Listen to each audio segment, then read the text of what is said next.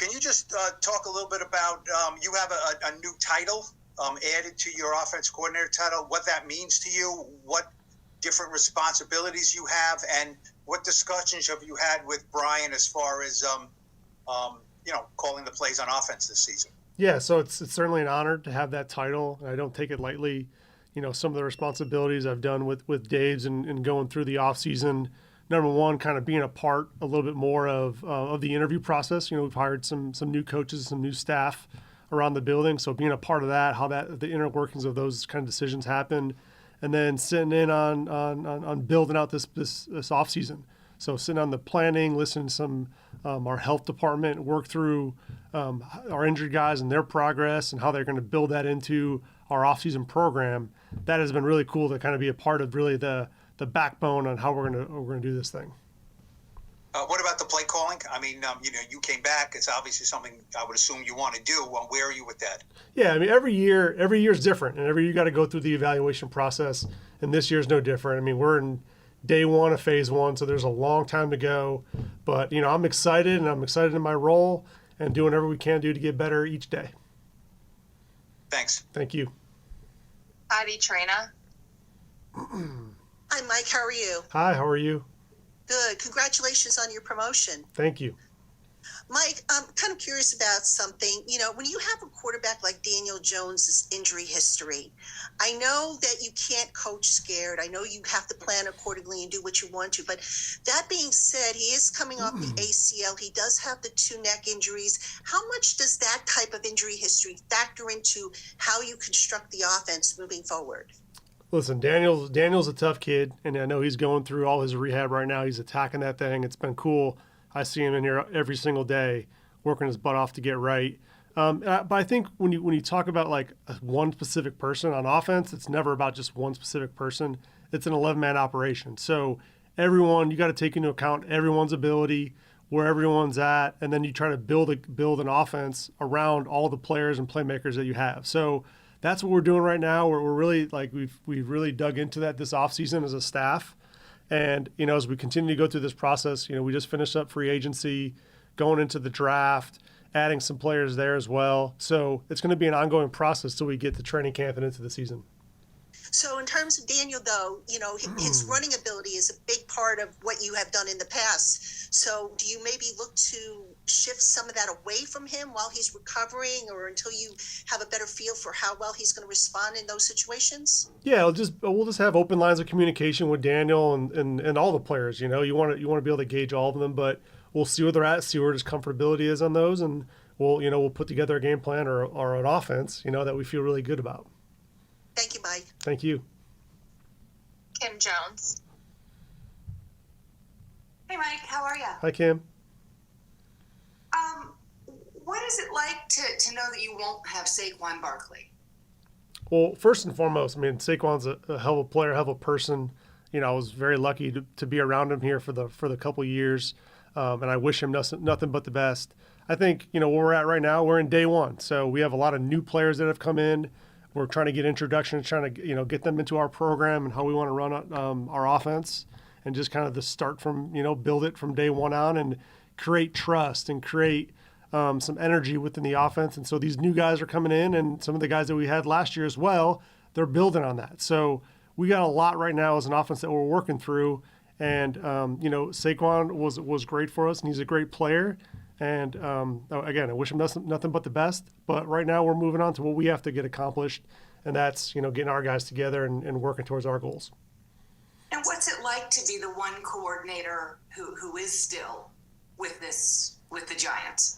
I haven't really thought about that. I'm lucky. I'm happy to be here. I'm lucky to be here. And, I'm looking forward to getting after it this offseason. Thank you, Mike. Thanks. Dan Duggan. Hey, Mike. I know Paul asked you about your expectations for play calling going forward, but we haven't talked to you since the end of the season. Just curious, what was your reaction at times when it got taken away from you last year? Yeah, I don't know if that's been, out there or anything. All I know is last year is last year, and there was a lot of things we need to get better at. From coaches, players, everybody. We just got to improve. And so, I'm not going to go too far into the past. I kind of put that in my rear view. We've learned from it. We've grown from it. and we're really excited about phase 1, and today is the first day of the start. And then different gears. You obviously were there in Kansas City and worked closely with Mahomes his rookie year. Just curious, like, what did you learn from that development process that, if you're in that position with a rookie quarterback, that you would apply? Yeah, you have to have a sense of urgency, but there's also, a sense of urgency in learning and helping him teach and having him learn the offense and learn how to be a pro. But you also have to have some patience with that as well and understand that, whoever that player is, it doesn't have to be just quarterback, but it's really any rookie. You try and, give them bite-sized pieces that they can hold and take with them. And now that you can continue to build on those lessons, and there's going to be some opportunities for growth, and you take that, you build on it, and you just keep on stacking it each and every day, and that's how you really get to where your end goal. Thanks, Mike. Thanks. Art Stapleton. Hey, Mike, how you doing? Hey, Art. When you, I know last year was last year, but when you look at the offense as a whole and how, what you guys went through, when you look at this year, what are some of your key points that you look at and you say, these are things we really have to change in order to be better than what we were last year? Yeah, and it's really an ongoing process. I think, you look at, we have to limit it. We have to be able to protect the quarterback better. We have to be able to create more explosive plays, run the football better. There's some fundamental techniques, things that we need to get cleaned up. So, there's a lot, and those are just to name a few off the top of my head. But I really believe we're in a good spot. As a staff, we're in a good spot mentally. And then, talking with the guys just today, we've been in meetings here for about an hour and a half, and seeing their energy and their attentiveness to go and learn the system, and it's going to be an exciting offseason. I know you said you're happy to be here and you're anxious to get going. There's a lot of speculation, I know, and I know you don't want to look backwards, but how would you describe your relationship with Dave's right now and where you guys are at working together? Yeah, no, I love working with Dave's. I love working for Dave's. It's been a collaborative process. Have we got all the results that we wanted each and every day? Sure, we want to go and win every single game, but sometimes that doesn't happen. And so, we go through the ups and downs of a season, and, we're all competitive. We all want to win, and that's what I love about them. Thanks, man. Thank you. Charlotte Carroll. Hey, Mike, how's it going? Hello. How you doing, Charlotte? Good. You mentioned protection. You guys made a lot of additions to the O-line this offseason. What do you make of those and kind of your early plans, I guess, for how that's going to shake up? Yeah, so Carm, our new offensive line coach, and we have a great room and a great influx of some new players and some veteran players. And so we're gonna take the veteran guys we have, the young guys we have, continue to develop them, and just continue to build in that room. I'm excited for that room. There's Carm comes from a similar system, so there's some terminology that carries over. So we were able to kind of get through that process a little bit quicker than if it was a coach that didn't have as much of a background as he has. So again, we're excited. Carm's doing a hell of a job, and they're ready to roll in there. I spent all morning in that O-line room. What did you see in there? You were just in there today. Just energy. You just felt it. Guys asking great questions, creating that dialogue that we're looking for, and coming together as a group. 5 guys playing as one. We'll take 2 more. Brian Dunleavy. Hey, Mike, thanks for doing this. Oh, thank you.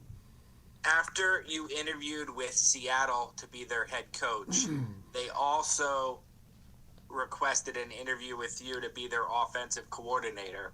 Why do you think the Seahawks thought you were interested in a lateral move, and were you interested in making a lateral move to somebody else's OC?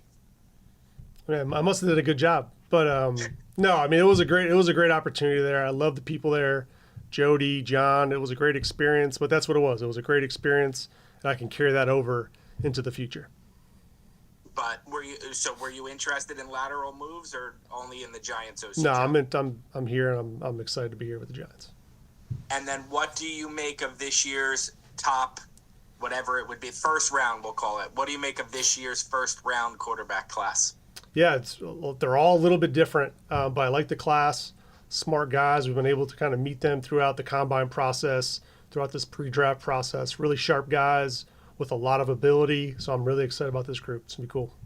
You've been a player. Is that an awkward situation, Mike, with Daniel? Do you have to address with him as somebody who spends a lot of time with him, like, hey, we're looking at quarterbacks, or do you just ignore the elephant in the room? Yeah, I mean, we look at every position, every season, every year, every draft. Probably you look at every group. Every year, you're looking at quarterbacks, running backs, tight ends, O linemen. Where can you find a way to make your team better, your offense better? And I know in my role, I'm evaluating these guys, and I'm giving all my information that I can to Joe and his staff and Dave's, so that they can make the best decision for the team. And so, I think, and I'm not going to speak for Daniel, but I think anytime you go into player acquisition, you try to find the best player or best person for the job. Thanks, Mike. Thank you. Last one, Jordan Renan. Hey, Mike, what's going on? Hey, Jordan. I'm curious, what do you look for, and what's important for you when you do go through that quarterback process? Like, I know a lot of people, they need to see them throw. Some coaches say, like, I need to hear them throw, kind of, Yeah. So when you go through that, what's important to you? There's a lot of things that are important to me in a quarterback.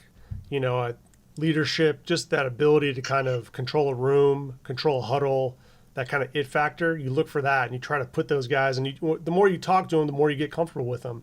A lot of times, it's the first time you meet somebody, it's like he's maybe one of the other parties may not be as comfortable. So you try to have these exposures with guys so that you can really kind of understand how they tick.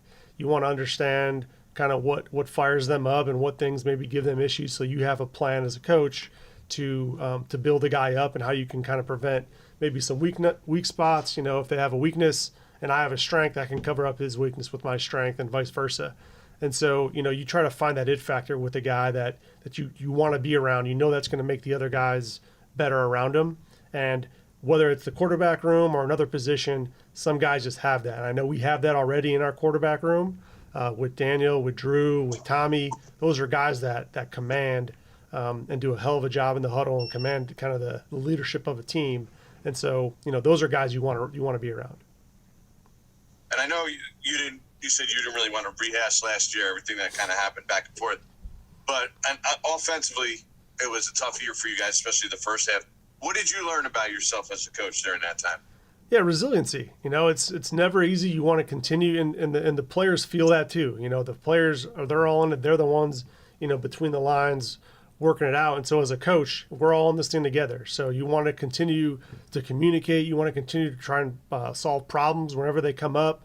And so it's what I'm most proud of though from that whole thing was how the players responded. That last half of the season when we had a bunch of injuries really throughout, a couple of different quarterbacks, different players jumping in different roles, and I was really proud to see those guys step up and really and kind of dig down deep and pull out some wins for us, and that was really cool to see and cool to be a part of. Although it wasn't the results we wanted, it's something that we can learn from and grow from and have a better year this year.